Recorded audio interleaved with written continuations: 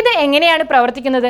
Lithium ബാറ്ററികളെ പോലെ തന്നെ sodium iron ബാറ്ററികളിലും വൈദ്യുതി ഉൽപ്പാദിപ്പിക്കുന്നതിനായി അയോണുകൾ കഥോഡിനും അനോഡിനും ഇടയിൽ അങ്ങോട്ടും ഇങ്ങോട്ടും സഞ്ചരിക്കുന്നു. ഇതിലെ രസകരമായ ഭാഗം എന്തെന്നാൽ നിലവിലുള്ള ബാറ്ററികൾക്ക് തുല്യമായ പ്രകടനം കാഴ്ചവെക്കാൻ സഹായിക്കുന്ന ലേയേർഡ് ഓക്സൈഡ് കഥേഡുകൾ ശാസ്ത്രജ്ഞർ വികസിപ്പിച്ചെടുത്തിട്ടുണ്ട്. അനോഡിനായി അവർ ഹാർഡ് കാർബൺ ആണ് ഉപയോഗിക്കുന്നത്. ഇത് തേങ്ങാച്ചിരട്ടയോ ചോളത്തിന്റെ അവശിഷ്ടങ്ങളോ പോലുള്ള കാർഷിക അവശിഷ്ടങ്ങളിൽ നിന്ന് നിർമ്മിക്കാൻ കഴിയും. ലിഥിയത്തേക്കാൾ സോഡിയത്തിന് ഭാരം കൂടുതലായതിനാൽ ബാറ്ററികൾക്ക് വലിപ്പം അല്പം കൂടുമെങ്കിലും അവയ്ക്കൊരു വലിയ രഹസ്യായുധമുണ്ട്.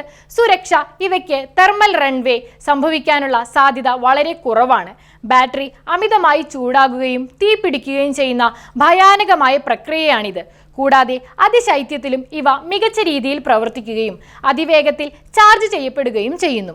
അടുത്ത കാലത്തെ വാർത്തകൾ പ്രകാരം ഹൈടെക് ബാറ്ററികൾ ഇന്ത്യയിൽ തന്നെ നിർമ്മിക്കുന്ന കമ്പനികൾക്ക് പ്രതിഫലം നൽകുന്ന അഡ്വാൻസ്ഡ് കെമിസ്ട്രി സെല്ലുകൾക്കായുള്ള പ്രൊഡക്ഷൻ ലിങ്ക്ഡ് ഇൻസെന്റീവ് പദ്ധതി സർക്കാർ ശക്തമായി മുന്നോട്ട് കൊണ്ടുപോകുന്നുണ്ട്. ദൂരയാത്രകൾക്കുള്ള കാറുകൾക്ക് ലിഥിയം തന്നെയാണ് ഇപ്പോഴും മികച്ചതെങ്കിലും ഗ്രിഡ് സ്കെയിൽ സ്റ്റോറേജിന്, അതായത് സൂര്യൻ അസ്തമിക്കുമ്പോഴോ കാറ്റ് നിൽക്കുമ്പോഴോ ഉപയോഗിക്കാനായി സൗരോർജവും പവനൂർജവും വൻതോതിൽ സംഭരിച്ചു വെക്കുന്ന സംവിധാനങ്ങൾക്ക് സോഡിയം ഏറ്റവും അനുയോജ്യമാണ്.